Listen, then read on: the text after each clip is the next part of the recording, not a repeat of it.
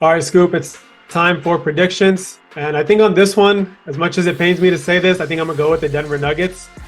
I think when you compare these two teams, the Nuggets are just better all around when you add all the factors together. I'm talking about offense, defense, star power, role players, coaching, shooting, all those little things combined.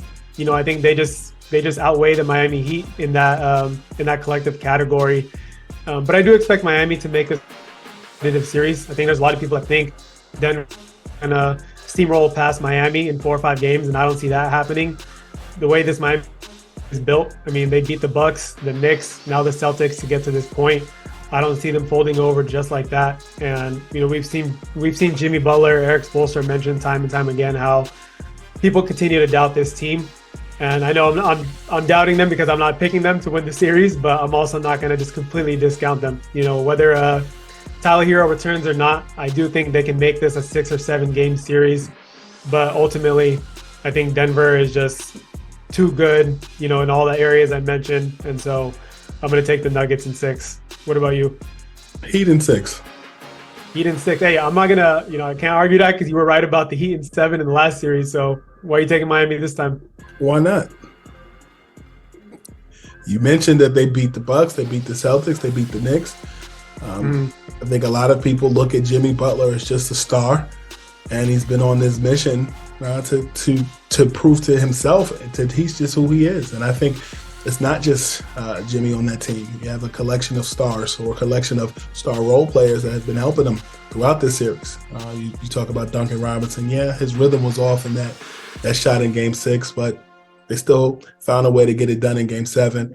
I really think coaching in this situation is really what's intriguing to me. You have a Mike Malone, who is the son of Brendan Malone, a guy who has been an assistant coach and a head coach all over the place. Has even coached LeBron James, going up against Eric Spoelstra, who's coached Bron, and has also had success with other organizations in this organization with other players within that organization. I think that this is the year where Spoelstra and he can take this opportunity to fix their wrongs in the 2020 bubble when there was just an experimental phase. I like the Heat. I think that why not? They weren't even expected to be here. Jimmy Butler said it best when he said that they're not really an 8th seed. I mean, this is a team that lost to the Bulls in the first game in the play-in tournament and then found a way to beat them later on and continue that trail.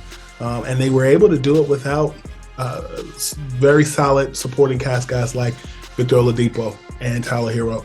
I expect that to continue. Yeah, Denver has the deeper roster, but I think in this situation, I think Miami has had the momentum of just being counted out and starting off at a deficit, not playing the first 2 games at home and playing them on the road and getting it done. So I think that practice in the conference finals has the potential to continue in Denver and take it 1 game at a time, even though the series is 0-0 at this current point.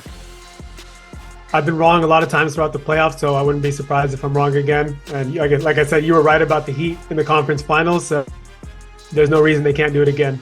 But it's going to be an exciting series, one that I think that people were sleeping on, when they were thinking about what team was going to come out of the conference finals. But I think the Heat are going to make this a really competitive series, so I'm excited to watch.